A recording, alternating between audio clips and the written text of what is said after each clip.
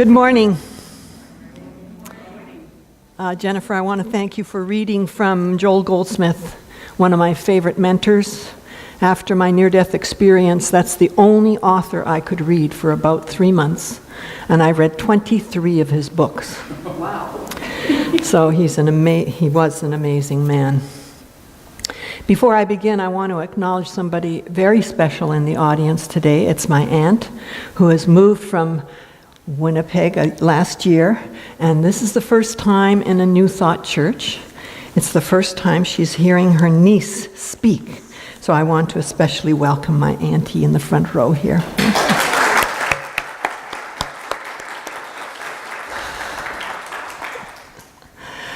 So I want to just address a short centering that I like to do before I speak. So if you would just close your eyes for a moment and notice your thoughts and release any thought of the future or the past and presence yourself to right now and begin to breathe very deeply all the way down to your abdomen and make sure you release your breath fully. Envision a silver white light moving up your spinal pathway all the way from your seat up through your back, between your shoulders, your back of your neck, the back of your head, and the top of your head, all the while breathing deeply, focusing your attention on the point between your eyebrows, and know that I speak these words for me and for you in the I person. There's one presence, one power in the universe. It is the fullness of wisdom, creativity, universal love. It is the very power of love. Being omnipresent, it expresses not only around me, but in me, through me, and as me. It is my very life. And I stay in this conscious awareness as we move through this sacred service. Thank you.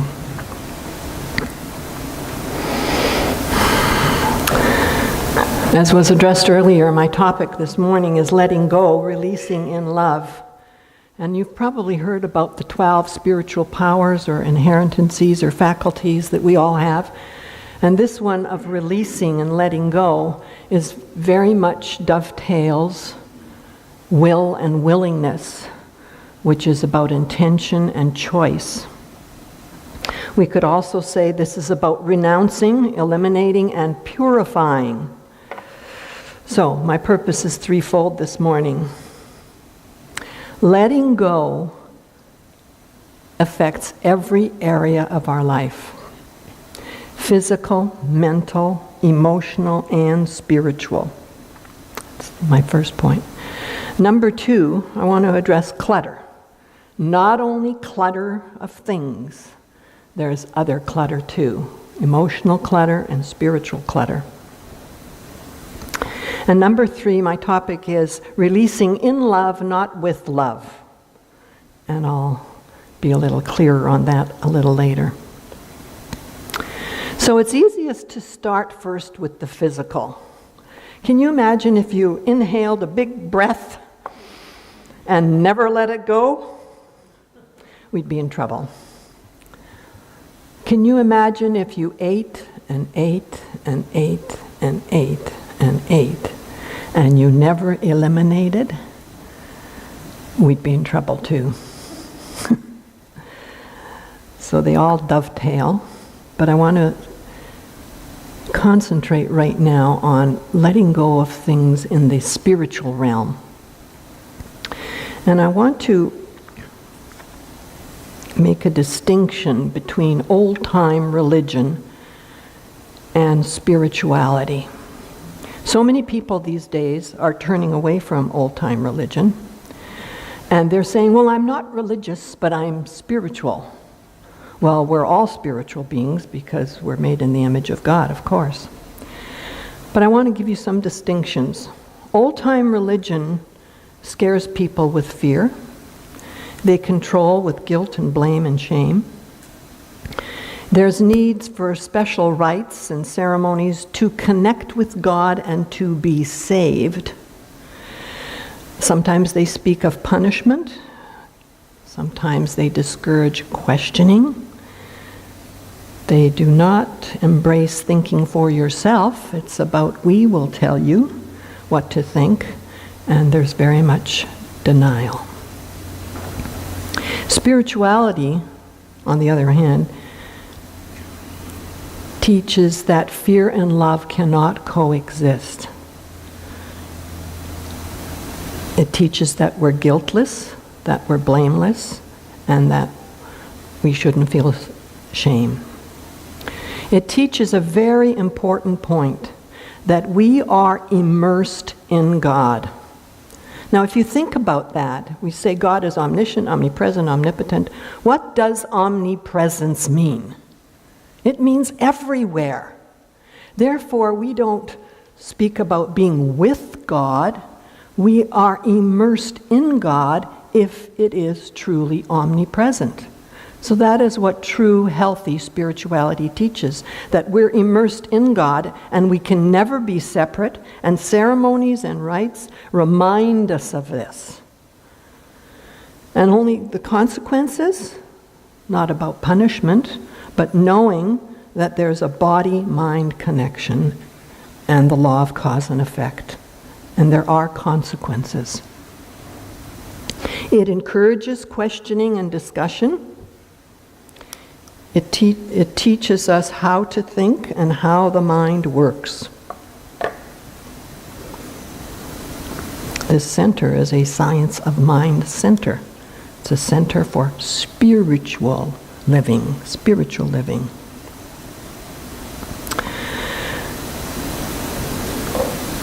I want to also make a few more distinctions.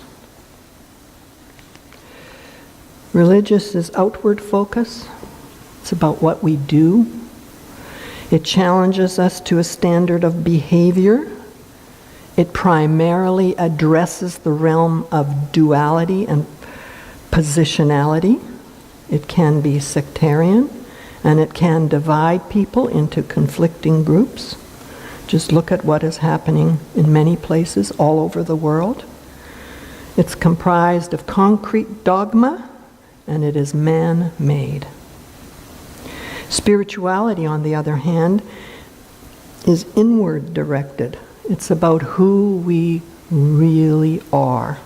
It challenges us to a standard of being. It addresses non-duality. It addresses oneness. It unites. Its central ideas hold the group together in love and kindness and forgiveness and gratitude, acceptance and non-judgment and peace. It's comprised of direct realization of the real, and it is not man-made. Differences may exist among religions, but not among truly spiritual teachings. Spirituality can exist without religion. Healthy religion cannot exist without spirituality. Pretty profound distinctions. In June, John and I had the privilege of going to Nanaimo to one of the best conferences I've ever been to, and I've been to many. It was the Science and Spirituality Conference in Nanaimo. Had 1,300 people in attendance. Nanaimo didn't know what hit them. The restaurants ran out of food on Sunday, so we had to eat in hotels. But the main attraction for us, and for me especially, was because Greg Braden was one of the keynote speakers. Many of you have read his book. I notice on your program it's about the God Code. Well, he wrote that book, The God Code. And he was very adamant, and every time he spoke, he reminded us to let go of the old story about who we are, or who we think we are, and to embrace the true spirituality, that we are spiritual beings going through a human experience. He said the old story locks us in separation, competition, struggle, conflict, and scarcity. And it programs people to be victims and powerless. Pretty strong words.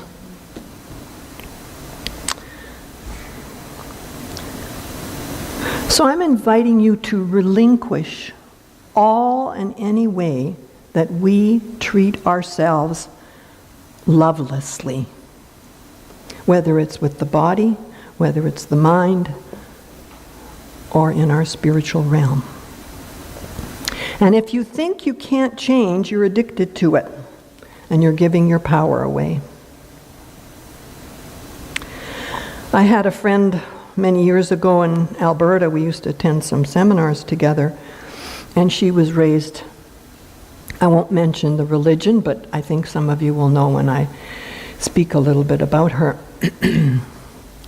She was raised to kneel and thump her chest and say what? I am not worthy.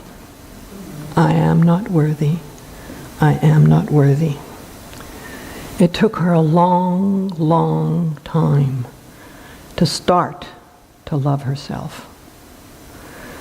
So those are the kinds of things that Greg Braden was saying. The old story.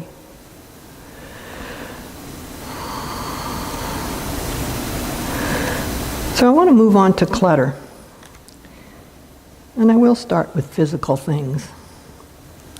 Have you ever happened to watch that program about hoarding?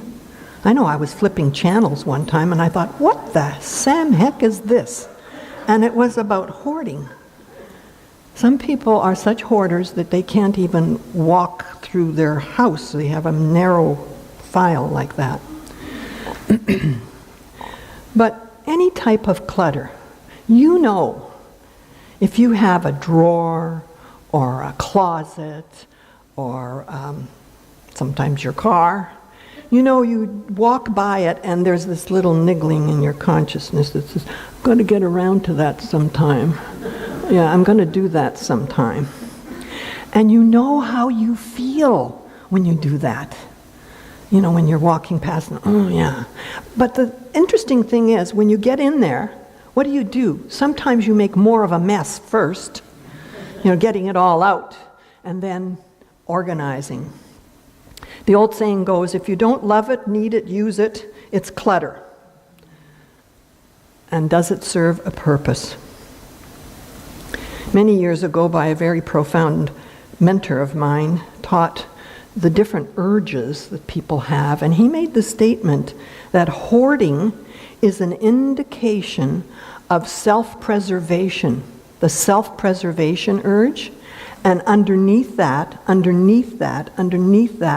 is a profound fear of dying. So if you know anybody that's hoarding or in clutter, you can have great compassion for them. We can love our neighbor. All right. What about the clutter of negative emotions? You know, I mentioned earlier that sometimes old-time religion teaches guilt, blame, and shame. Guilt is associated with behavior, and shame is associated with feeling inadequate, a sense of unworthiness. And both precipitates self-rejection and blame. Many times in workshops, I've always said, there's really about 4 major feelings, emotions: mad, glad, sad, and afraid. And sometimes people say, well, I feel that, and they go on and say something. If you have a that in front of your feeling, that's not a feeling, that's a thought. So I always said, look deeper, especially if you're angry.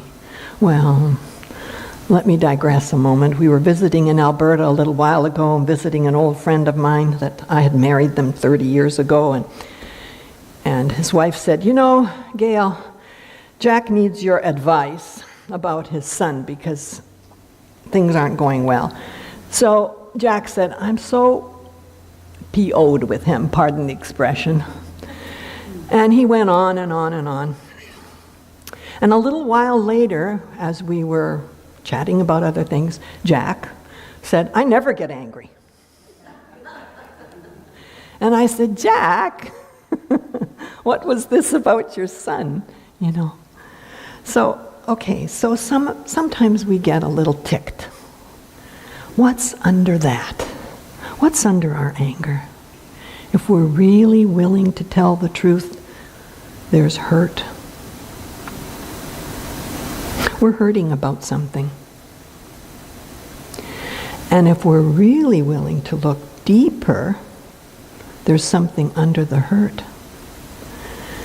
There's fear. So the next time, and it will happen, we're human beings, there are certain things that happen that trigger us, our emotions. So right now I'm really feeling, what's under that? I'm hurt. What's under that? I'm afraid. Many times, I don't want to overgeneralize, but many times men will not admit that they're afraid. They may admit that they're hurt, but it's hard for them to admit that they're afraid, sometimes due to their upbringing and society.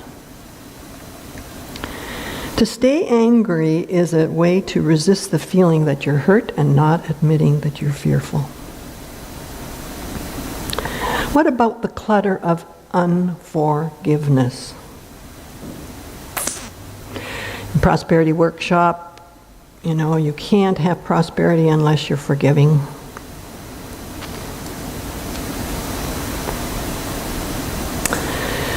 Many of you heard when I've spoken before that I had a near-death experience many years ago in a very serious automobile collision.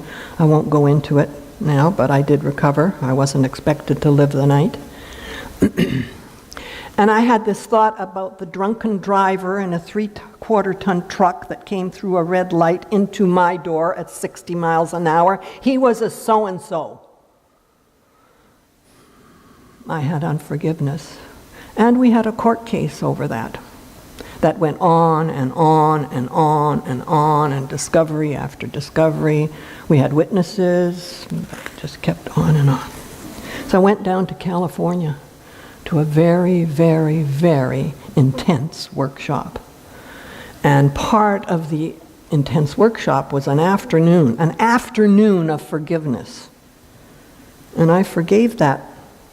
I no longer called him a so-and-so. I came home and our lawyer phoned us and said, "Come on, get in here. It's done." It was settled.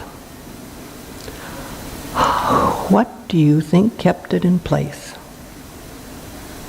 What do you think kept it that we had to keep going to discovery and over and over and over again?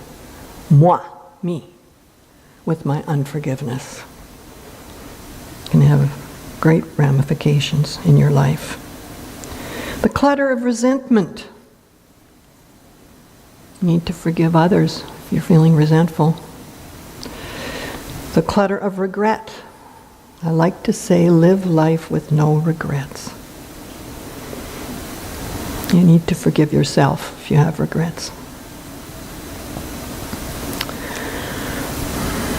Let go of criticizing. Everything we criticize, we keep in our life. It comes back to us through the law of attraction. The universe brings it back to us to educate us. I say, have a radical pastectomy. Let go of the past. It was interesting, I gave this address to another church one time, and they were going to put up overheads, and he had a radical hysterectomy there. And I quickly phoned them and I said, no, it's pastectomy. So anything we've been nursing, rehearsing, caressing, resisting, refusing to release. And some people are afraid to release because if it's resolved, guess what? There will be no more drama in our life. And some people like drama. They love it. I won't go into this in a lot of detail, but it's very important that you do your family of origin work. What do I mean by that? It's been said that over 75, way more, John Bradshaw said more than that, over 75% of people have been raised in dysfunctional families with dysfunctional parents. I personally have taken many workshops on forgiving my mother and forgiving my father, doing my family of origin work. And I can tell you, it can be painful, but it's worth it. Examine any dark side of your childhood. My mother died when she was 47 and I was 46. She died of cancer. And she never told me that she loved me. She wasn't a demonstrative woman. And one day I came up to her, I wasn't very old, I was preteen, and I said, "Mama, would you tell me that you love me?" And she pushed me away and said, "Go away." My oldest sister, I come from a Polish family. My father was born in Poland, my mother was born in Canada. And she got pregnant before she got married, and it brought great shame to the family. And my mother said to me, "If you get pregnant before you get married, I will disown you." And I thought, how come she didn't disown my sister? So I had lots of work to do around my mother, forgiving her.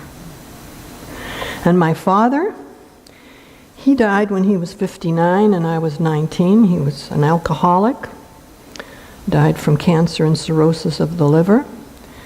And if ever I was a bad girl, now you have to realize I was a good girl, but in their eyes, if I did something bad, he wanted me to kneel.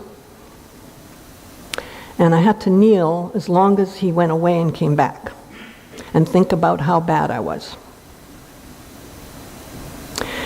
My mom did show some love to me then, because my dad would go out the door and she'd bring me some toys to play with while I kneeled. And then when Dad was coming back, she would quickly take the toys away and say, "Don't tell Daddy that I gave you some toys to play with." So I had a lot of forgiving to do from my dad. Now some of you sitting in the audience, you may have had absolutely wonderful parents, and I'm so happy for you.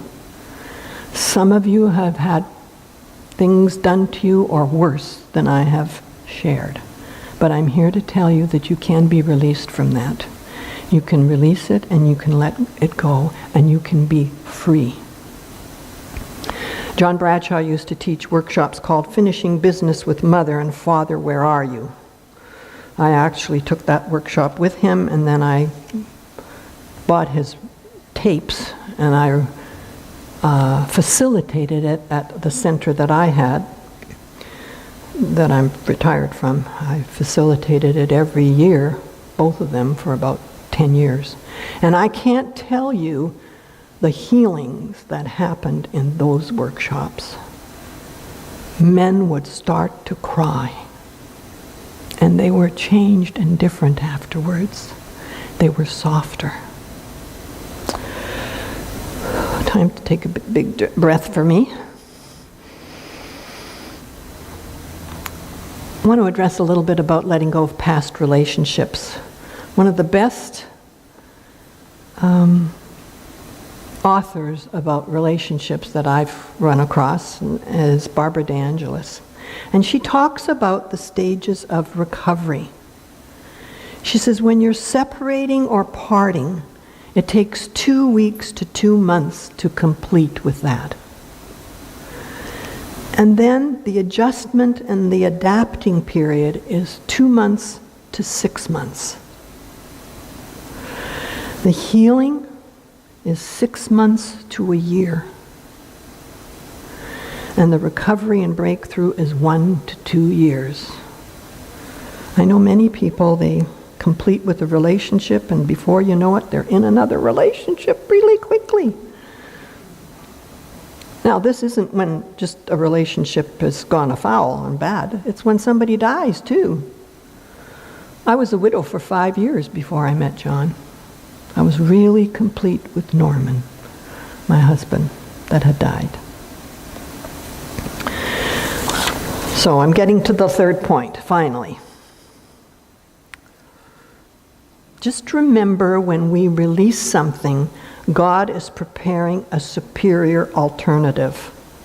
I think one time Carrie put it this way: God is enlarging your territory and making room. I think that was from one of her soul prints. So how about letting go in love rather than with love? Well, I like to make a distinction of two loves. There's the emotion of love, that's letting go with love. And then there's the power of love, that is the power of God. We let go in love, remembering that there were spiritual beings, that we're immersed in that power, that intrinsically we're love at the core. Then we stand in that love and we let go in that love. And it's very, very powerful. So again, I want to remind you to let go of all ways, any ways you're treating yourself without love. List any of the things that you're currently tolerating, any petty annoyances. Not holding on isn't the same as not remembering. You can remember. But holding on causes us to react in inappropriate and unhealthy ways. I had a very powerful teacher one time that used to say, "Choose, soul, choose." And that always reminded me that we are souls. We don't have a soul. We are souls. And we're to choose out of that. I want to complete by reading a letter, an email that was sent to me by somebody in Unity. And it's a poem by Reverend Starfire Rose or Ray. I can't make out the writing here. But the poem is called She Let Go. And it could be He Let Go. And I want to read it to you. And just kind of go into the silence as I read this to you. Without a thought or a word, she let go. She let go of the fear. She let go of the judgments. She let go of the opinions swarming around her head. She let go of the committee of indecision within her. She let go of all the right reasons, wholly and completely, without hesitation or worry. She let go. No one was around when it happened. There was no applause or congratulations.